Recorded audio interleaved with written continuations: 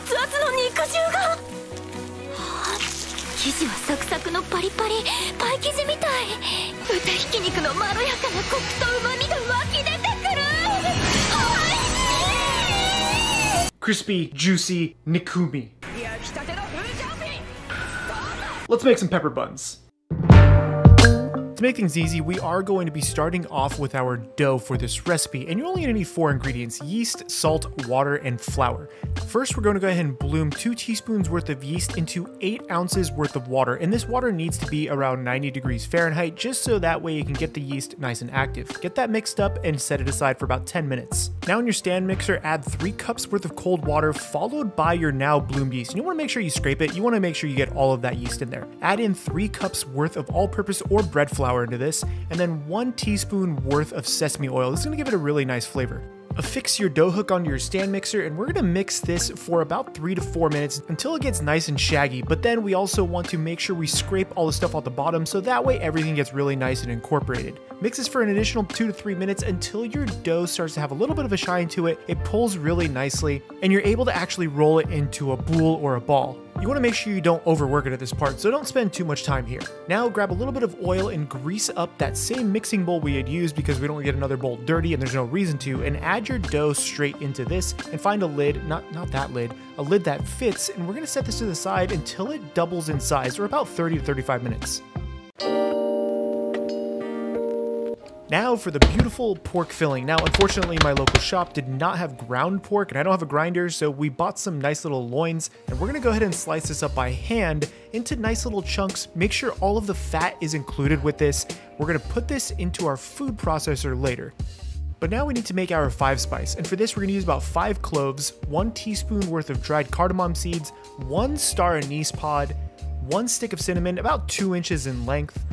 You can crack this in half to fit it into your bowl, and then of course the coup de grace, some Szechuan peppercorns. I'm using about 1 tablespoon, just a little, I like the flavor, a little bit more. And then 2 tablespoons worth of black whole peppercorns. You really want to make sure you have a decent amount of black peppercorns in there for that spice. Dump this into a saute pan, and we're gonna just go ahead and smoke this just a little bit to start releasing those oils. You don't want to smoke this too far, like I almost burned mine like a derp, but they came out fine. We do want to allow these to cool just for a little bit before we start grinding them, so all the oils stay nice and intact.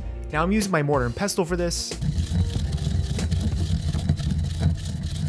Yes. But you can feel free to use a spice grinder if you have one. Once everything is nice and ground, you're ready to go with putting this into your food processor.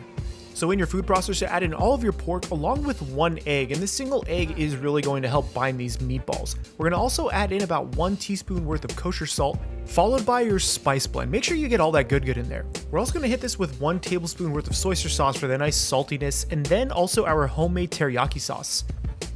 Alternatively, you can add in 1 tablespoon worth of soy sauce, 1 tablespoon worth of mirin, 1 tablespoon worth of sake, and 1 teaspoon worth of rice vinegar. Now go ahead and blend all this up, and you want to make sure you blend this for quite a few minutes until all those fats are emulsified. I blended mine for about 3 minutes or so on a high speed, just until you had a nice, chunky, creamy texture with that pork. And again, feel free to just use ground pork for this, it would be perfect. Now go ahead and remove all of your now minced pork into a separate bowl, and we're going to add in a bunch of green onions. I'm using about 5 or 6 stalks here, and you want to make sure you cut these up into decent sized chunks so that way they don't disintegrate when we bake them later. Now go ahead and fold in all of your green onion into your pork mixture. Make sure this is fully incorporated so that way you don't have any weird pockets of onion. Now we finally get to put these together, and unfortunately I had my oven on heating up a little bit on this dough, so some of the edges are a little weird and dried out now. It's fine. We're gonna go ahead and pound this guy out now so we can actually go ahead and cut some of that off. It was just the edge. It's fine. The dough on the inside, it'll work. Don't worry about it. It'll be fine. So go ahead and trim off any excess naughty bits that we may not need. Flour your working surface, and we're gonna go ahead and measure these things out to about 105 grams per. This will give us a nice even amount after measuring the entire dough, so we kind of know what we're working with. After cutting everything up, I was able to get about 5 portions worth of our dough. Now we do have to ball these up so that way when we roll them out later, they will roll out nice and evenly. You don't want to overwork these too much, but just make sure they're a nice little ball. Go ahead and do this with all 5 of your pieces so that way they're ready to go. Now you're going to need a few more things to finish these, and one of them is going to be the white sesame seeds that we're going to dip these into, along with a little bit of egg wash and just a touch of water in there. Grab yourself a nice baking pan lined with aluminum foil to land on right when you're done rolling these out. Start off with the first ball that you had rolled out, because that's going to be the most well rested. We want to continue to roll these out until they come out to just about 1/8 of an inch in thickness and about 8 inches in diameter. You don't have to be precise with this, but you just want to make sure you get that thickness right. Go ahead and roll everything out and get these ready to start stuffing with your pork mixture. Start off with just one, and I'm going to stuff these with 2 ounces worth of our pork mixture. You don't want to overstuff these because they will have a chance of exploding. Now bring in all of your sides and crimp them slightly, place them onto the cutting board and ball them up just a little bit, just enough to bring everything in. Now repeat this process with all 5 of these guys, and we are ready to start dipping these in our sesame seed. Now make sure you do egg wash each and every one of these before you dip in the sesame seed, otherwise, well, nothing is gonna stick. And just make sure you get all up in there, every little crack. Now take one of your buns and dip it directly into your sesame seed, roll it around a little bit to get that full coverage, and it looks so fun. It looks really cool.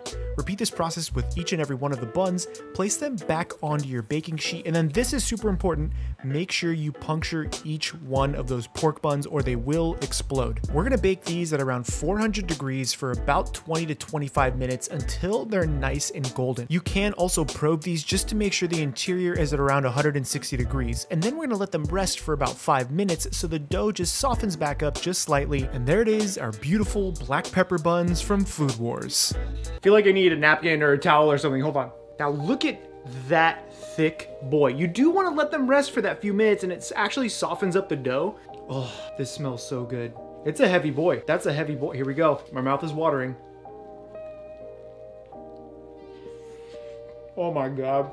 Look at that. No.